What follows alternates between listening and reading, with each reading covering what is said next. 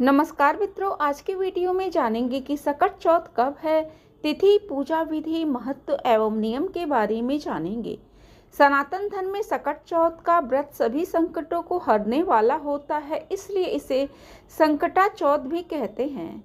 सकट चौथ का व्रत संतान की सुरक्षा, परिवार की खुशहाली के लिए रखा जाता है।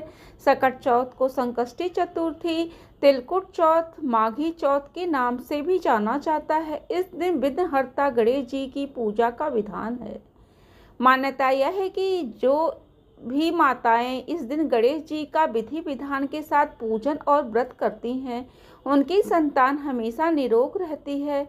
सकट चौथ के व्रत में माताएं अपनी संतान की लंबी आयु, अच्छी सेहत और जीवन में सुख समृद्धि की कामना के लिए भगवान गणेश की विशेष रूप से पूजा उपासना करती हैं।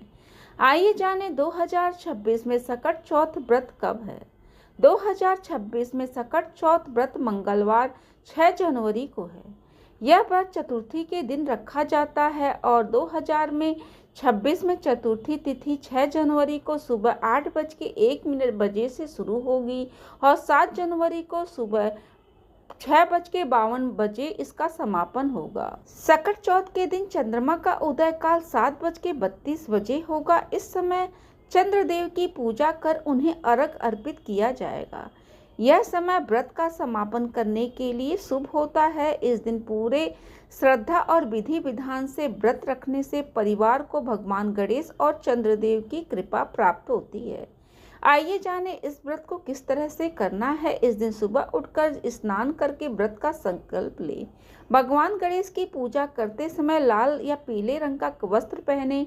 पूजा करते समय गणेश जी की मूर्ति के पास एक कलश जल भरकर रख दें और ध्यान करके गणेश जी की पूजा करें। इसके बाद सूर्यास्त के बाद स्नान करके स्वच्छ वस्त्र पहने। धूप, दीप, नवेद, तिल के लड्डू, शकरकंदी, 21 दूर्वा, अक्षत, पंचामृत, गुड़ और घी, फल, मोदक का भोग लगाकर गणेश जी को धूप दीप जलाएं और आरती करें।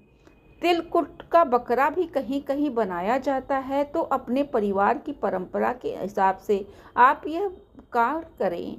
पूजन के बाद तिल से बने बकरे की गर्दन घर का ही कोई सदस्य या किसी ब्राह्मण को बुला के कटवाया जाता है। आइए जानें सकट चौथ के महत्व के बारे में। कथा के अनुसार माघ कृष्ण पक्ष की चतुर्थी के दिन ही भगवान गणेश ने माता पार्वती और भगवान शिव की परिक्रमा की थी, इसलिए इस दिन व्रत को संतान के लिए फलदायी माना गया है। इस व्रत को करने से संतान की दीर्घायु की प्राप्ति होती है। संतान में तनाव, रोग और नकारात्मकता से वो संतान दूर रहती है। सकट चौथ के नियम के बारे में जानें। यह व्रत जब तक पूरा नहीं माना जाता है जब तक तिरात में चंद्रमा को अर्घ देकर उनका पूजन न किया जाए। अर्घ्य के जल में दूध और तिल जरूर मिलाएं। तिलकुट का भोग यानी तिलकुटा प्रसाद इस दिन बनाया जाता है। इसका दान करना और खुद खाना बहुत ही शुभ माना जाता है। इस दिन सकट माता की कथा को अवश्य ही सुननी चाहिए। यदि आपको मेरी वीडियो अच्छी लगे तो उसको लाइक करें, शेयर करें, सब्सक्राइब करें एवं बेल बटन दबाना ना भूलें। धन्यवाद।